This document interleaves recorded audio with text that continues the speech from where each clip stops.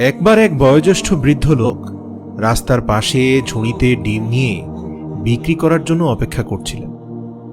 এক সম্ভ্রান্ত পরিবারের যুবক তার বিলাসবহুল গাড়ি থামিয়ে গাড়ি থেকে বের হয়ে এসে বেশ তাচ্ছিল্যের স্বরে বৃদ্ধকে জিজ্ঞেস করলেন, কি খবর চাচা, ডিমের হালি কত করে? বৃদ্ধ ব্যক্তিটি বলল, স্যার, ডিমের হালি মাত্র 25 টাকা, আপনি চাইলে কয়েক হালি ডিম নিয়ে নিতে পারেন। যুবক ভুরু কুচকে বলল, 25 টাকা? 20 টাকা হালি হলে আমি নিচ্ছি, না হয় চলে যাই।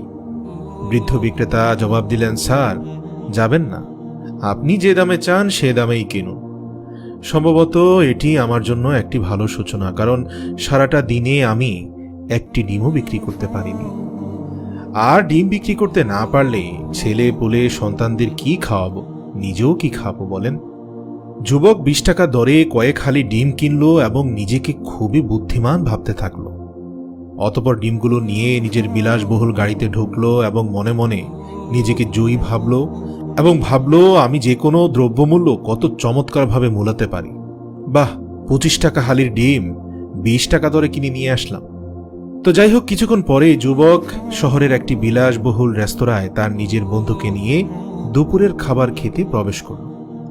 দুই বন্ধু মিলে অসংখ্য মুখরোচক খাবারের অর্ডার করল।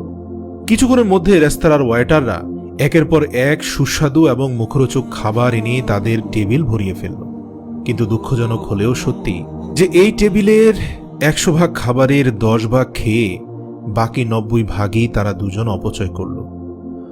অতঃপর রেস্টুরেন্ট কর্তৃপক্ষ 5000 টাকার বিল দাবি করা মাত্রই ছেলেটি তার পকেট থেকে কার্ড বের করে 5000 টাকা কার্ডে পেমেন্ট করল আর নিজের মানিব্যাগ থেকে চকচকে একটি 500 টাকার নোট রেস্তোরাঁর ম্যানেজারের দিকে এগিয়ে বলল, টাকাটি রাখুন, আপনাদের খাবারের মান বেশ ভালো এবং আমি খুবই খুশি, এটি আমার পক্ষ থেকে আপনার জন্য বকশিশ। রেস্তোরাঁর ম্যানেজার মৃদু কৃতজ্ঞতার হাসি দিয়ে টাকাটি পকেটে ভরলেন এবং পরবর্তী কাস্টমারের দিকে মনোযোগী হলেন। সত্যি বিলাসবহুল রেস্তোরাঁর মালিকের কাছে 500 টাকার টিপটি খুব সামান্য বলে মনে হতে পারে, কিন্তু সেই ডিম বিক্রেতার একদিনের উপার্জন তার থেকেও অনেক কম। আচ্ছা, আমরা যখন দরিদ্রদের কাছ থেকে কিছু কিনে থাকি তখন কেন আমরা সবসময় এতটা শক্ত আচরণ করি? একবার এক আরব বেদুইন রাসূল সাল্লাল্লাহু আলাইহি সাল্লামের কাছে একটি মোটা তাজা শক্তিশালী ঘোড়া এনে বলল, ইয়া রাসূলুল্লাহ, আমি অত্যন্ত বিপদে পড়েছি, যে মূল্যেই হোক আমার এই ঘোড়াটি বিক্রি করে আমাকে কিছু অর্থের ব্যবস্থা করে দেন।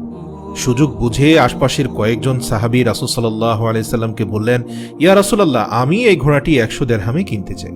অতঃপর আরেকজন বলল, ইয়া রাসূলুল্লাহ, আমি এই ঘোড়াটি আরো 20 দিরহাম বেশি দিয়ে কিনতে চাই। কিন্তু কেউ এই ঘোড়াটির ন্যায্য মূল্য দিতে রাজি হচ্ছিল না। ঘোড়াটির ন্যায্য মূল্য 300 দিরহামের থেকেও অনেক বেশি। তখন রাসূল সাল্লাল্লাহু আলাইহি সাল্লাম প্রকাশ্যে সকল সাহাবীদের সামনে বললেন, তোমাদের মধ্যে কেউ কি এই লোকের ঘোড়াটি ন্যায্য মূল্য দিয়ে নিতে রাজি আছো? জেনে রেখো, এটি তোমাদের জন্য সর্বশ্রেষ্ঠ সদকা হবে। সুবহানাল্লাহ। অতঃপর একজন সম্ভ্রান্ত ধনী সাহাবী ঘোড়াটি 350 দিরহাম মূল্যে কিনে নিয়ে গেল। সুবহানাল্লাহ। আমার মনে পড়ে আমার বাবা মাঝে মাঝে রাস্তায় গাড়ি থামিয়ে রাস্তার পাশে দাঁড়িয়ে থাকা বয়োজ্যেষ্ঠ বৃদ্ধ শাক সবজি বিক্রেতাদের কাছ থেকে বিভিন্ন পণ্য কিনতেন। কিনে তাদের প্রয়োজনীয় মূল্য পরিশোধের বদলে অনেক বেশি পরিশোধ করতেন। আমি একদিন বললাম, বাবা, আপনি তাদেরকে বেশি টাকা না দিয়ে দান করতে পারেন। তখন আমার বাবা বললেন, দেখো পুত্র, এটি হচ্ছে সর্বশ্রেষ্ঠ দান, এটি মর্যাদায় মোড়ানো দান। এই দানের মাধ্যমে আমি তাদেরকে বুঝিয়ে দিলাম ভিক্ষাবৃত্তি থেকেও ক্ষুদ্র ব্যবসা শ্রেষ্ঠ। প্রিয় দর্শক, আপনাদের কাছে আকুল আবেদন, আজ থেকে রাস্তার পাশে দাঁড়িয়ে থাকা বয়োজ্যেষ্ঠ ক্ষুদ্র ব্যবসায়ীদের সাথে পণ্য নিয়ে খুব বেশি দরদাম করতে যাবেন না। দয়া করে উত্তম চরিত্র গঠনের জন্য অর্থ ব্যয় করুন, কিন্তু অর্থের জন্য নিজের চরিত্র ব্যয় করবেন না। মনে রাখবেন, আমরা শুধু গল্প শোনাচ্ছি না, আলোর পথ দেখাচ্ছি। আলোর পথের একটি ভিডিও শেয়ার করার মানে হচ্ছে আপনিও আলোর পথ দেখাচ্ছেন।